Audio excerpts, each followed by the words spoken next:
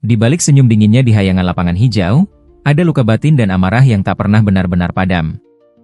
Pernahkah Anda mendengar tentang malam ketika Oliver Kahn, sang Titan Besi, menangis sendirian di ruang ganti setelah kekalahan paling memalukan dalam karirnya?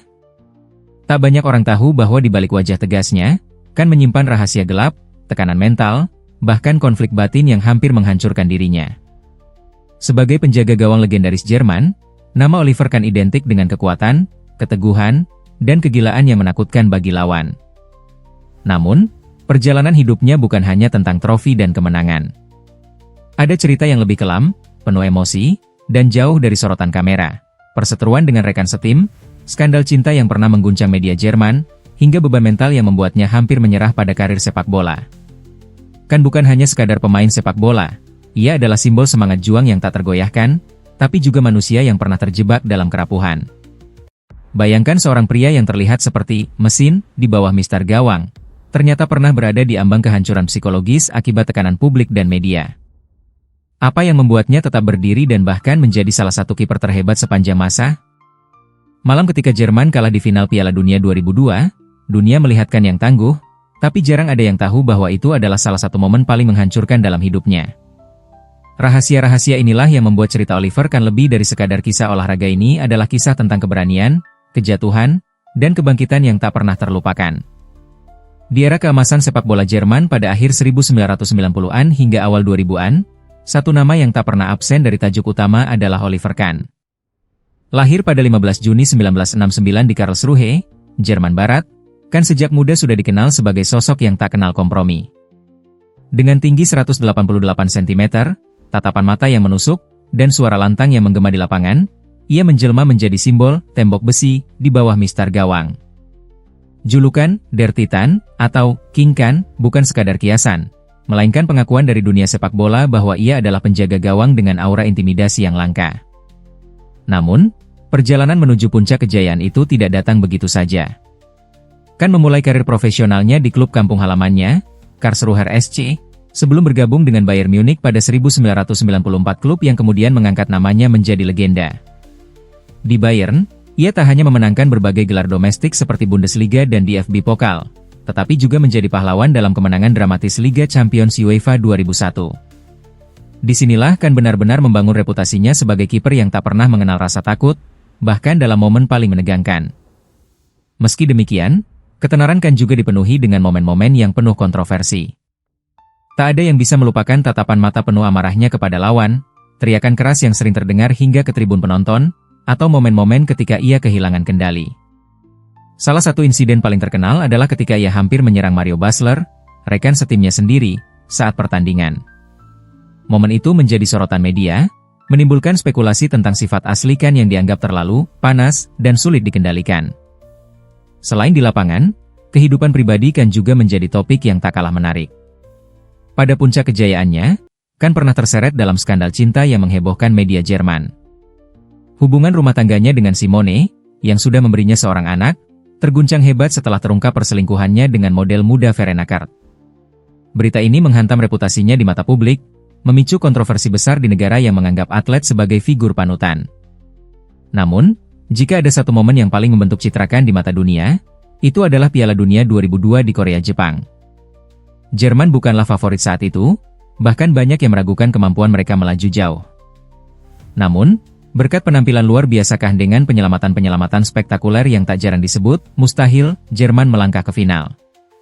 Tragisnya, di partai puncak melawan Brasil, kesalahan kecil dari Kahn berujung pada gol pembuka Ronaldo. Meskipun Jerman kalah, dunia justru memuji Kahn, yang bahkan dianugerahi bola emas, sebuah penghargaan yang jarang diberikan kepada kiper.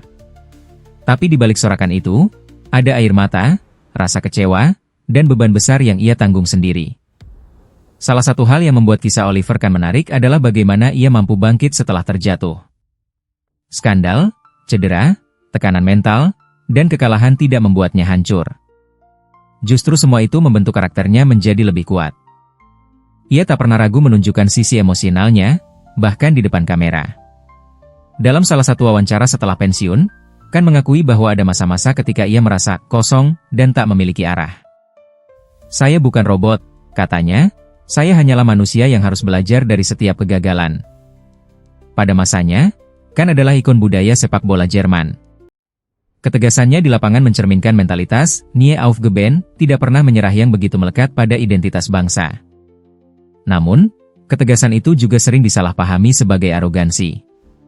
Banyak pemain lawan, bahkan rekan setimnya sendiri, menggambarkan Kan sebagai sosok yang sulit didekati. Tapi justru disitulah daya tariknya. Seorang penjaga gawang yang bukan hanya melindungi gawang dari bola, tapi juga mempertaruhkan harga diri dan emosinya di setiap detik permainan. Di luar lapangan, Kan juga mulai menunjukkan sisi lain dari kepribadiannya. Setelah pensiun pada 2008, ia menjadi pundit sepak bola dan penulis buku motivasi. Ia mendirikan perusahaan pelatihan mental untuk atlet muda, mengajarkan mereka cara menghadapi tekanan besar seperti yang pernah ia alami. Pada 2020, ia bahkan kembali ke Bayern Munich, kali ini sebagai bagian dari manajemen klub, membuktikan bahwa warisannya tak hanya berhenti di lapangan. Meski banyak orang mengenangkan karena prestasi hebatnya, cerita di balik kesuksesan itu seringkali diwarnai konflik, skandal, dan momen kelam yang jarang dibicarakan. Bagaimana seorang Titan bisa menjadi begitu rapuh di balik sorotan kamera? Apa yang sebenarnya terjadi di ruang ganti Bayern ketika egonya berbenturan dengan pemain-pemain bintang lain? Dan bagaimana Kan mengatasi badai media setelah skandal asmaranya? Semua pertanyaan itu menjadi pintu masuk untuk melihat Oliver Kan bukan hanya sebagai legenda sepak bola, tapi juga sebagai manusia dengan segala kerumitannya. Kisahnya adalah campuran antara kemenangan dan kekalahan, cinta dan pengkhianatan, kekuatan dan kelemahan. Inilah yang membuat cerita Oliver Kan selalu menarik untuk diceritakan karena pada akhirnya, bahkan seorang Titan pun punya sisi rapuh yang tak pernah terlihat di depan kamera. Oliver Kan bukanlah sosok yang dilahirkan dengan kemewahan atau ketenaran instan. Sejak kecil, ia dikenal sebagai anak yang keras kepala, memiliki ambisi besar, dan tidak pernah puas dengan hasil biasa-biasa saja.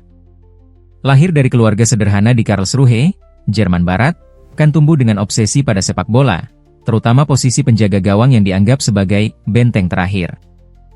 Ayahnya, seorang pelatih amatir, sering memacukan kecil untuk melawan rasa takut. Ia pernah mengatakan, "Jika kau ingin menjadi pahlawan, jadilah yang terakhir berdiri." Kata-kata ini tertanam dalam diri Kan dan menjadi fondasi dari mental baja yang ia tunjukkan sepanjang karirnya. Perjalanan profesional Kan dimulai di klub lokal Karlsruher SC. Di usia 20-an, ia sudah menunjukkan tanda-tanda sebagai kiper yang berbeda, bukan hanya karena refleks cepat atau kemampuan membaca bola, tetapi juga karena kepribadian yang meledak-ledak. Ia tidak pernah takut untuk berteriak kepada pemain bertahan yang lalai, bahkan jika mereka adalah senior. Karakter ini, meski sering menimbulkan konflik, justru membuatnya menonjol. Pada 1994, Bayern Munich klub terbesar di Jerman melihat bakat itu dan memboyongnya dengan biaya transfer tinggi untuk ukuran seorang kiper. Masa keemasan dan kejayaan. Di Bayern, Kan segera menjadi jantung pertahanan. Ia membantu klub memenangkan berbagai gelar Bundesliga dan DFB Pokal. Puncak kejayaannya terjadi pada tahun 2001 ketika Bayern Munich meraih Liga Champions setelah mengalahkan Valencia melalui adu penalti.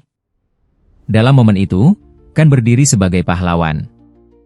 Ia menyelamatkan 3 tendangan penalti, dan fotonya yang memeluk kiper lawan Santiago Canizares yang menangis kalah menjadi simbol sportivitas dan kekuatan mental. Dunia mengakui bahwa Kan bukan hanya kiper terbaik pada masanya, tetapi juga seorang pemimpin yang luar biasa. Namun, kesuksesan besar selalu diikuti dengan ujian. Karakter keras Kan yang disegani juga menjadi sumber ketegangan di ruang ganti Bayern. Beberapa pemain bintang menganggapnya terlalu dominan dan sulit diajak kompromi. Dalam satu momen terkenal, Kan sempat hampir berkelahi dengan Mario Basler karena kesalahan kecil di lapangan. Media Jerman pun mulai memanggilnya sang penguasa ruang ganti dengan nada sinis. Insiden dan skandal. Pada 2003, badai besar datang dalam hidup pribadi Kan. Perselingkuhannya dengan model muda Verena Kehrt terungkap di media. Saat itu, Kan sedang menikah dengan Simone, wanita yang telah menemaninya sejak awal karir. Skandal ini menjadi berita utama di seluruh Jerman, bahkan menutupi berita sepak bola.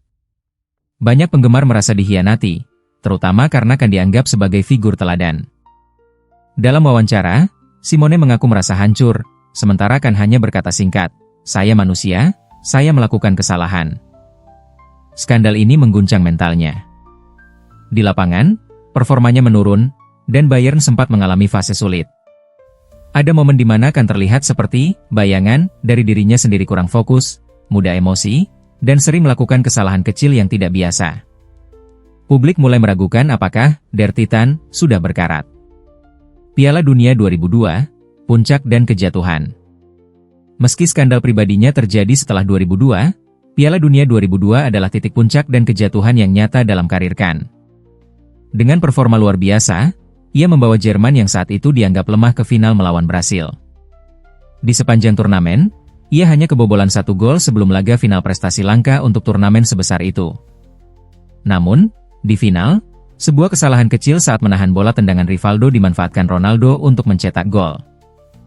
Momen itu menghancurkan Kan. Kamera menangkap wajahnya yang pucat, matanya yang berkaca-kaca. Meski ia dinobatkan sebagai pemain terbaik turnamen bola emas, Kan menyebut final itu sebagai malam paling gelap dalam hidup saya. Konflik internal dan akhir karir. Tahun-tahun setelah 2002 tidak selalu mudah bagi Kan. Kehadirannya di Bayern mulai mendapat tantangan ketika kiper muda seperti Michael Rensing disiapkan sebagai pengganti. Konflik antara senior dan junior menjadi sorotan media.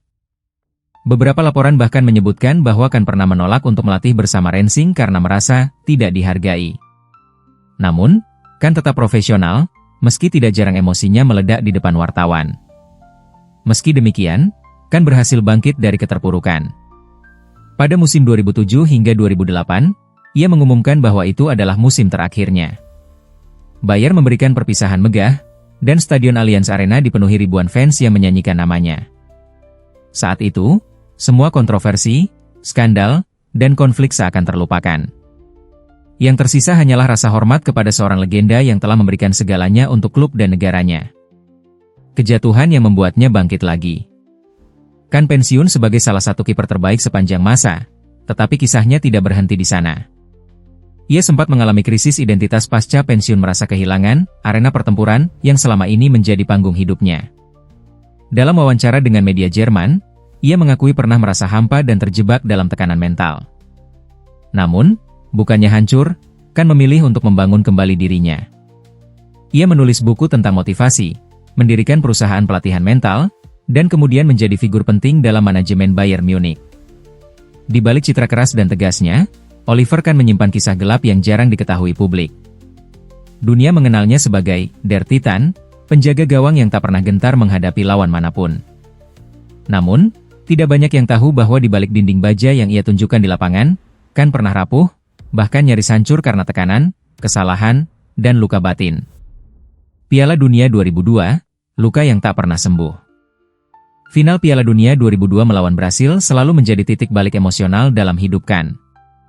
Ia datang ke turnamen itu sebagai sosok tak tergantikan, menyelamatkan Jerman dari kekalahan demi kekalahan dengan aksi heroik.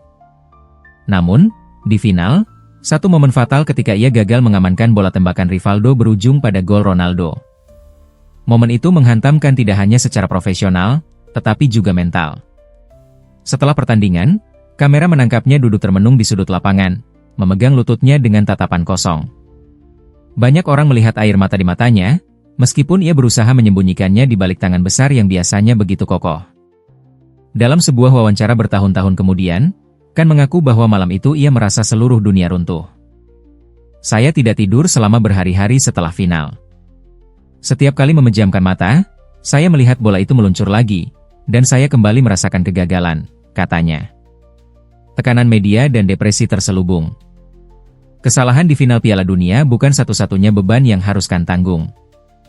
Media Jerman, yang terkenal kejam, sering membesar-besarkan setiap emosi atau kesalahan kecil yang ia buat. Ada periode ketika setiap sorotan kamera terasa seperti pisau yang menusuk harga dirinya. Beberapa laporan media bahkan menyebutkan bahwa Kan mengalami depresi ringan pasca 2002, meski ia sendiri tidak pernah mengonfirmasi secara gamblang. Teman dekatnya mengatakan bahwa Kan kerap menyendiri, mengunci diri di rumah, dan menolak berbicara dengan siapapun. Kan adalah orang yang selalu ingin terlihat kuat. Tapi saya tahu, di balik itu, ia menderita. Ada masa-masa ketika ia seperti bukan dirinya sendiri, kata salah satu mantan rekan setimnya di Bayern. Skandal asmara dan hancurnya rumah tangga. Di saat karirnya sedang berada di puncak, Kan juga diterpa badai besar dalam kehidupan pribadinya. Hubungan rumah tangganya dengan Simone, istri yang telah menemaninya sejak awal karir, Berantakan setelah perselingkuhannya dengan model muda Verenaker terbongkar pada 2003. Skandal ini menjadi santapan empuk media. Tabloid Jerman menempatkan foto Kahn dan Verena di halaman depan selama berbulan-bulan. Kahn tidak menyangkal perselingkuhan itu. Namun, publikasi besar-besaran dari media membuat citranya runtuh di mata fans. Banyak penggemar yang kecewa, bahkan ada yang membakar kaos bertuliskan namanya. Dalam sebuah wawancara, Simone dengan nada pahit mengatakan, "Saya tak pernah menyangka seorang pahlawan bisa begitu lemah di rumah sendiri." Kahn sendiri kemudian mengaku bahwa masa itu adalah masa tergelap dalam hidupnya. "Saya merasa seperti terjebak dalam labirin, tidak tahu kemana harus pergi," ujarnya. Ia mencoba memulihkan hubungan dengan Simone, tetapi keretakan itu terlalu dalam. Pertarungan dengan diri sendiri. Di lapangan, Kahn dikenal sebagai sosok penuh energi, selalu meneriakkan instruksi kepada rekan setim, berani menghadapi lawan, bahkan kadang bersikap agresif. Namun, banyak yang tidak tahu bahwa energi itu sering datang dari kemarahan terhadap dirinya sendiri. Ia selalu menuntut kesempurnaan. Dalam buku autobiografinya, Ich Erfolg kommt von innen, saya. Sukses berasal dari dalam, Kahn menulis, musuh terbesar saya bukanlah striker lawan, tapi diri saya sendiri. Setiap kesalahan kecil terasa seperti pengkhianatan terhadap standar yang saya ciptakan. Ada cerita bahwa setelah kekalahan besar, Kahn pernah memukul dinding ruang ganti hingga tangannya memar. Ia juga terkenal pernah marah besar pada sesi latihan hanya karena kebobolan satu gol yang ia anggap konyol. Mentalitas, tidak boleh gagal ini membuatnya menjadi salah satu kiper terhebat di dunia, tetapi juga menjadi penyebab utama tekanan mentalnya. Publik versus pribadi, sosok yang tak terlihat kamera. Kahn jarang membicarakan kehidupan pribadinya secara terbuka, tetapi beberapa wawancara setelah pensiun membuka sedikit tabir tentang siapa dirinya di balik sorotan. Ia mengakui bahwa ada masa-masa di mana ia merasa sendirian, meskipun berada di puncak ketenaran. "Orang-orang melihat saya sebagai titan, tapi di rumah, saya hanya pria biasa yang kadang merasa tidak berdaya," katanya. Hal ini diperparah dengan sifatnya yang introvert. Meski terlihat ekstrovert di lapangan, Kahn sebenarnya bukan tipe orang yang suka bersosialisasi.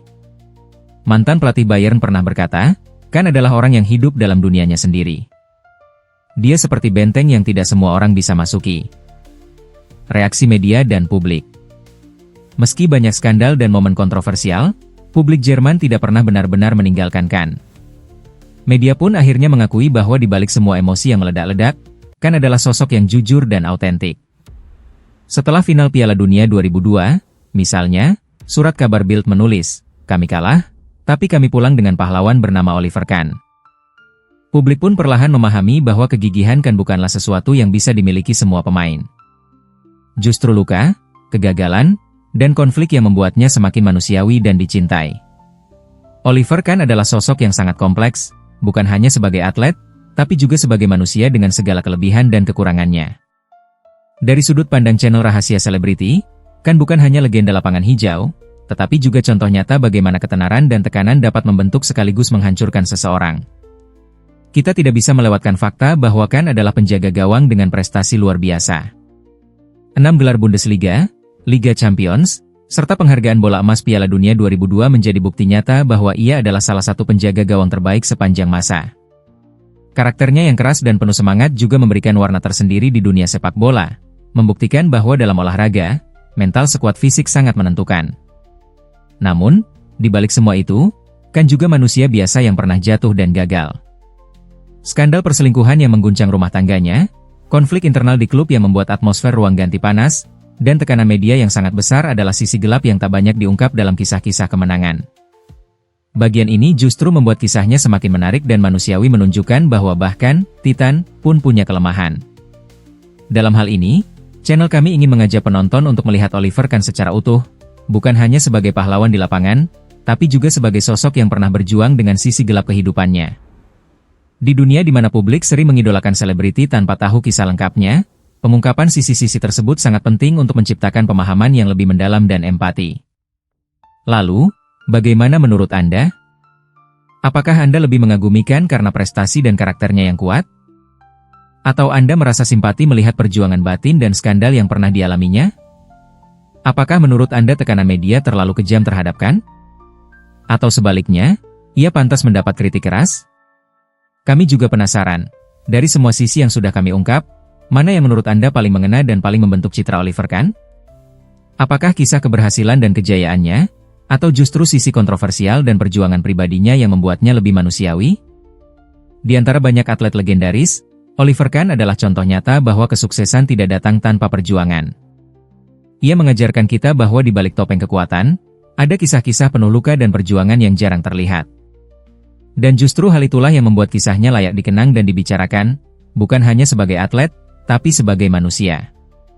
Beberapa cerita memang seharusnya tetap tersembunyi dalam bayang-bayang waktu. Namun kini, kita telah mengintip sedikit rahasia yang selama ini tersembunyi di balik sosok Oliver Kahn. Seorang Titan yang tak hanya kokoh menjaga gawang, tapi juga menyimpan luka batin yang dalam dan perjuangan tanpa henti di balik setiap sorotan kamera. Warisan yang ditinggalkan kan bukan hanya tumpukan gelar dan rekor, tapi juga gambaran manusia yang kompleks dan penuh warna. Ia adalah pengingat bahwa di balik kejayaan sering tersembunyi pergulatan yang tak terlihat, bahwa kekuatan bisa lahir dari kerentanan, dan bahwa menjadi pahlawan tidak selalu berarti sempurna. Masyarakat sepak bola Jerman dan dunia akan selalu mengenangkan sebagai simbol ketangguhan dan semangat juang. Namun bagi mereka yang lebih jeli, kisahnya juga adalah pelajaran tentang pentingnya menerima diri sendiri, tentang bagaimana seseorang yang pernah jatuh bisa bangkit lebih kuat. Kini, ketika kita menatap foto-foto lama Kahn yang berdiri gagah di bawah mistar, teriakan kerasnya di lapangan, atau air mata yang tersembunyi dalam diamnya, kita diingatkan bahwa setiap manusia punya cerita yang tak selalu terlihat oleh mata. Oliver Kahn mengajarkan kita bahwa menjadi legenda bukan hanya soal keberhasilan, tetapi juga soal bagaimana kita menghadapi kegelapan dan tetap melangkah maju.